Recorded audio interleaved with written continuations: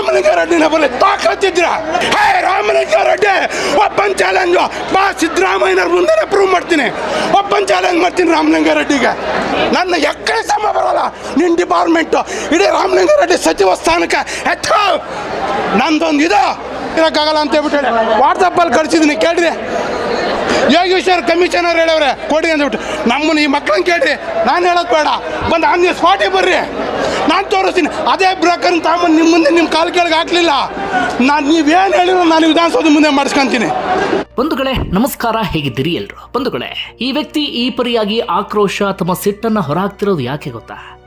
DL ನವೀಕರಣಕ್ಕಾಗಿ ಅಂದರೆ DL ರಿನ್ಯೂವಲ್ಗಾಗಿ ಅದೆಷ್ಟೋ ದಿನಗಳಿಂದ RTO ಕಚೇರಿಗೆ ಹೋಗ್ತಿದ್ದಾರೆ. ಅಧಿಕಾರಿಗಳನ್ನು ಬೇಡ್ಕೊಳ್ತಾ ಇದ್ದಾರೆ, ಸ್ವಾಮಿ ನನ್ನ DL ಅನ್ನು ನವೀಕರಣ ಮಾಡಿಕೊಡಿ ಅಂತ. ಆದರೆ ಇಷ್ಟು ದಿನ ಆದರೂ ಕೂಡ ಆ ವ್ಯಕ್ತಿ ಕೈಗೆ DL ಸಿಕ್ಕಿಲ್ಲ. ಕೊನೆಗೆ ಜನಸ್ಪಂದನ ಕಾರ್ಯಕ್ರಮಕ್ಕೆ ಬಂದಿದ್ದಾರೆ, ಅಲ್ಲೂ ಕೂಡ ಅಧಿಕಾರಿಗಳು ಸರಿಯಾದ ರೀತಿಯಲ್ಲಿ ಸ್ಪಂದಿಸಿಲ್ಲ. ಕೊನೆಗೆ ಪಿತ್ತ ನೆತ್ತಿಗೇರಿದೆ, ಅಂದರೆ ವಿಪರೀತವಾಗಿ ಸಿಟ್ಟು ಬಂದಿದೆ. ಈ ವ್ಯವಸ್ಥೆ ವಿರುದ್ಧ, ಈ ಅಧಿಕಾರಿಗಳ ವಿರುದ್ಧ ಸಿಟ್ಟು ಬಂದಿದೆ. ಕೊನೆಗೆ ಈ ವ್ಯಕ್ತಿ ಮಾಧ್ಯಮಗಳ ಮುಂದೆ ತಮ್ಮ ಆಕ್ರೋಶ ಸಿಟ್ಟನ್ನು ಹೊರಹಾಕಿದ್ದಾರೆ. ಮಾತನಾಡುವಂಥ ಬರದಲ್ಲಿ ಸಾರಿಗೆ ಸಚಿವರನ್ನ ವಿಪರೀತವಾಗಿ ತರಾಟೆಗೆ ತೆಗೆದುಕೊಂಡಿದ್ದಾರೆ. ಕೊನೆಗೆ ಈ ರೀತಿಯಾಗಿ ಸಿಟ್ಟನ್ನು ಹೊರಹಾಕಿದ್ದಕ್ಕೆ ಈ ವ್ಯಕ್ತಿಗೆ ಸಿಕ್ಕಂತ ಶಿಕ್ಷೆ ಏನು ಗೊತ್ತಾ? ಈ ವ್ಯಕ್ತಿಯನ್ನು ಬಂಧಿಸಲಾಗಿದೆ, ಬಂಧಿಸಿ ನ್ಯಾಯಾಂಗ ಬಂಧನಕ್ಕೆ ನೀಡಲಾಗಿದೆ. ಈ ವ್ಯಕ್ತಿ ಕೊಲೆ ಮಾಡಿಲ್ಲ, ಅತ್ಯಾಚಾರ ಮಾಡಿಲ್ಲ, ಅಥವಾ ಮಾಡಬಾರದಂಥ ಯಾವುದೇ ತಪ್ಪನ್ನು ಕೂಡ ಮಾಡಿಲ್ಲ. ತನಗೆ ಆದಂಥ ಅನ್ಯಾಯವನ್ನು ವಿಧಾನಸೌಧದ ಎದುರು, ಮಾಧ್ಯಮಗಳ ಎದುರು ತೋಡ್ಕೊಂಡಿದ್ದಾರೆ, ಅಥವಾ ರಾಜ್ಯ ಸರ್ಕಾರ ಅಥವಾ ಈ ಆಡಳಿತ ವ್ಯವಸ್ಥೆಯನ್ನು ಪ್ರಶ್ನೆ ಮಾಡಿದ್ದಾರೆ. ಕೇವಲ ಪ್ರಶ್ನೆ ಮಾಡಿದಂಥ ಕಾರಣಕ್ಕಾಗಿ ಈ ವ್ಯಕ್ತಿ ಇದೀಗ ಜೈಲು ಸೇರುವಂಥ ಪರಿಸ್ಥಿತಿ ಎದುರಾಗಿ ಬಿಟ್ಟಿದೆ. ಬಂಧುಗಳೇ, ನಾನಿಲ್ಲಿ ಆ ವ್ಯಕ್ತಿ ಸಾರಿಗೆ ಸಚಿವರನ್ನ ಹಿಗ್ಗಾಮುಗ್ಗ ತರಾಟೆಗೆ ತೆಗೆದುಕೊಂಡಿದ್ದಾರೆ. ಒಂದಷ್ಟು ಬಳಸಬಾರದಂಥ ಪದವನ್ನು ಬಳಸಿದ್ದಾರೆ. ನಾನು ಅದೆಲ್ಲನೂ ಕೂಡ ಸಮರ್ಥನೆ ಮಾಡ್ಕೊಳ್ಳೋಕೆ ಹೋಗೋದಿಲ್ಲ, ಅಂತಹ ಪದವನ್ನು ಬಳಸಬಾರ್ದಿತ್ತು. ಆದರೆ ಆ ಸಿಟ್ಟು ಯಾವ ಪರಿಯಾಗಿ ಈ ವ್ಯಕ್ತಿಗೆ ಬಂದು ಬಿಟ್ಟಿತ್ತು ಅಂದರೆ ತಾನು ಏನು ಮಾತಾಡ್ತಿದ್ದೀನಿ ಅನ್ನೋದು ಕೂಡ ಒಂದು ಹಂತಕ್ಕೆ ಗೊತ್ತಾಗಿಲ್ಲ. ಹೀಗಾಗಿ ಅಂತಹ ಒಂದಷ್ಟು ಪದವನ್ನು ಬಳಸಿದ್ದಾರೆ. ಅಷ್ಟಕ್ಕೆ ಈ ವ್ಯಕ್ತಿಯನ್ನು ಜೈಲಿಗೆ ಕಳಿಸಿದ್ದಾರೆ, ನ್ಯಾಯಾಂಗ ಬಂಧನಕ್ಕೆ ನೀಡಿದ್ದಾರೆ. ಇದೆಲ್ಲವನ್ನು ನೋಡ್ತಾ ಇದ್ದಾಗ ನಾವು ಯಾವ ವ್ಯವಸ್ಥೆಯಲ್ಲಿ ಇದ್ದೇವೆ, ನಮ್ಮ ಸಮಾಜ ಯಾವ ಕಡೆಗೆ ಹೋಗ್ತಾ ಇದೆ, ಯಾರ ಆಡಳಿತದಲ್ಲಿ ನಾವಿದ್ದೇವೆ ಎನ್ನುವಂಥ ಪ್ರಶ್ನೆ ಮೂಡುತ್ತೆ.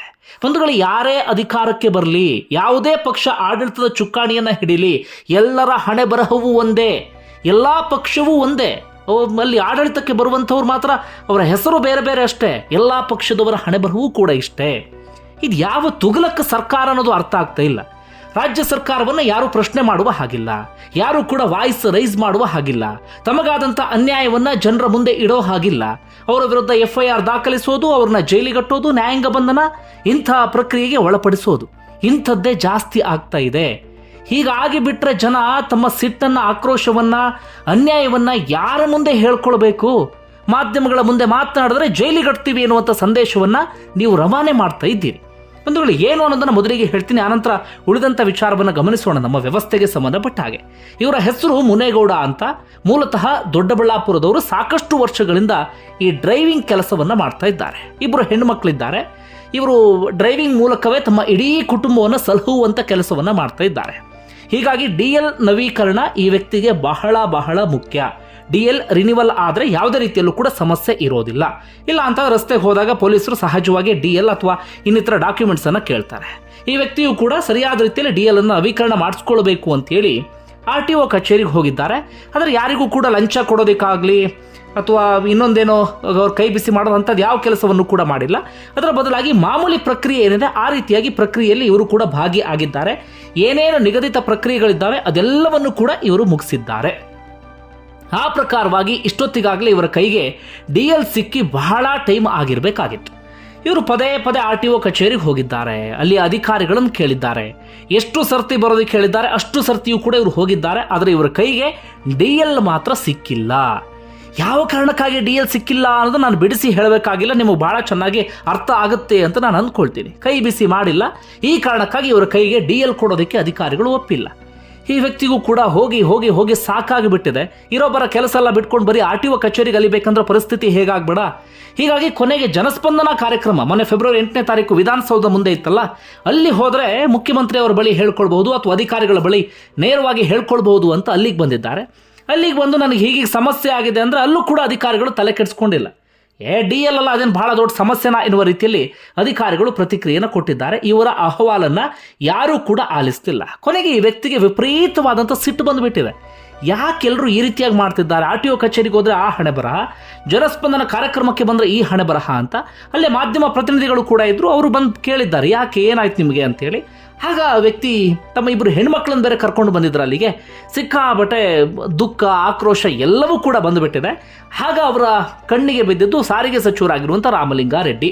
ಯಾಕಂದ್ರೆ ಆರ್ ಟಿ ಒ ಎಲ್ಲವೂ ಕೂಡ ಅವ್ರ ಅಂಡರ್ನಲ್ಲೇ ಬರುತ್ತೆ. ಸಾರಿಗೆ ಸಚಿವರು ಕೂಡ ಅಲ್ಲೇ ಇದ್ದರು.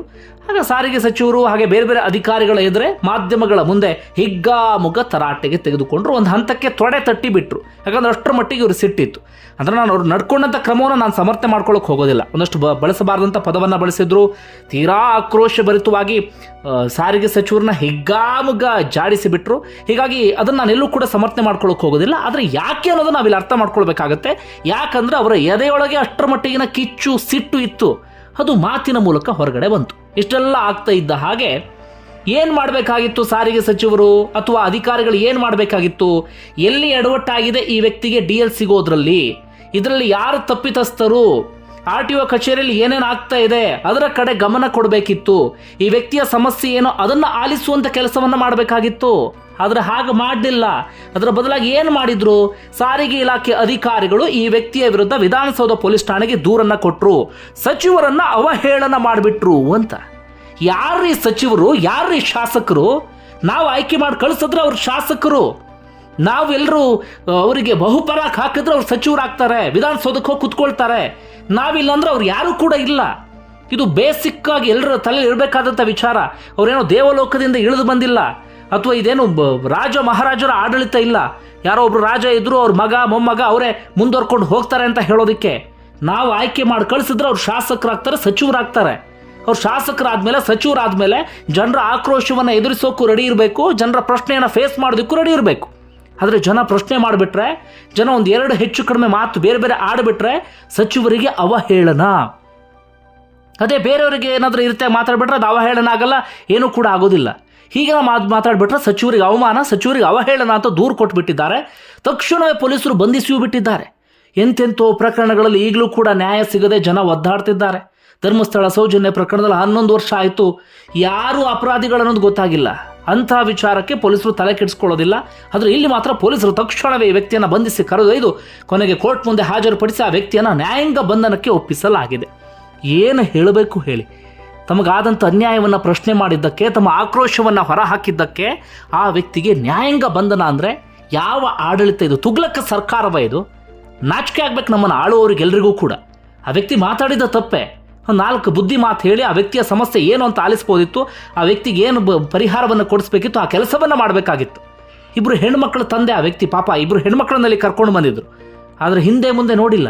ಇವ್ರಿಗೆ ಜೈಲಿಗೆ ಕಳಿಸಿ ನ್ಯಾಯಾಂಗ ಬಂಧನ ಹಾಗೆ ಹೀಗೆ ಅಂತ ಅಲ್ಸೋಕೆ ಶುರು ಮಾಡ್ಕೊಂಡ್ಬಿಟ್ರೆ ಅಷ್ಟು ದಿನದ ಆ ದುಡಿಮೆ ಆ ವ್ಯಕ್ತಿ ಏನು ಮಾಡಬೇಕು? ಆ ದುಡಿಮೆ ನನಗೆ ನಷ್ಟ ಆಗ್ತಿದೆ ಅಂತಲೇ ಆ ವ್ಯಕ್ತಿ ಕೇಳೋಕೆ ಬಂದಿದ್ದು. DL ಸಿಕ್ಕಿಲ್ಲ ಅಂದರೆ ನನಗೆ ಸಮಸ್ಯೆ ಆಗುತ್ತೆ ಅಂತ. ಆದರೆ DL ಕೇಳಿದಂತಹ ಮಾತ್ರಕ್ಕೆ ಆ ವ್ಯಕ್ತಿ ಇದೀಗ ಜೈಲು ಸೇರುವಂಥ ಪರಿಸ್ಥಿತಿ ಎದುರಾಗಿದೆ. ಇದಕ್ಕೆ ಸಿದ್ದರಾಮಯ್ಯನವರು, ಸಾರಿಗೆ ಸಚಿವರು ಉತ್ತರವನ್ನು ಕೊಡಲೇಬೇಕಾಗತ್ತೆ. ನಿಮ್ದು ಯಾವ ಆಡಳಿತ? ನೀವು ಜನ ಪರವಾಗಿ ಇದ್ದೀರೋ ಅಥವಾ ನಿಮ್ಮದು ತುಗಲಕ್ ಆಡಳಿತವೋ ಅಥವಾ ನೀವು ಮಾಡಿದ್ದೇ ಶಾಸನ ಎನ್ನುವಂಥ ನೀತಿಯೋ, ಇದೆಲ್ಲದಕ್ಕೂ ಕೂಡ ಉತ್ತರವನ್ನು ಕೊಡಲೇಬೇಕಾಗತ್ತೆ. ನಾಚಿಕೆ ಆಗ್ಬೇಕು ಅವರೆಲ್ಲರಿಗೂ ಕೂಡ. ಯಾವ ವ್ಯವಸ್ಥೆ ಅನ್ನೋದು ಅರ್ಥ ಆಗ್ತಿಲ್ಲ. ಇನ್ನು RTO ಬಗ್ಗೆ, ಬೇರೆ ಬೇರೆ ಇಲಾಖೆಗಳ ಬಗ್ಗೆ ಹೇಳೋದೇ ಬೇಡ ಬಿಡಿ. ಅಲ್ಲೆಲ್ಲ ಕಡೆಗಳಲ್ಲೂ ಕೂಡ ಈ ಹೆಗಡೆಗಳೇ ತುಂಬಿಕೊಂಡಿದ್ದಾವೆ.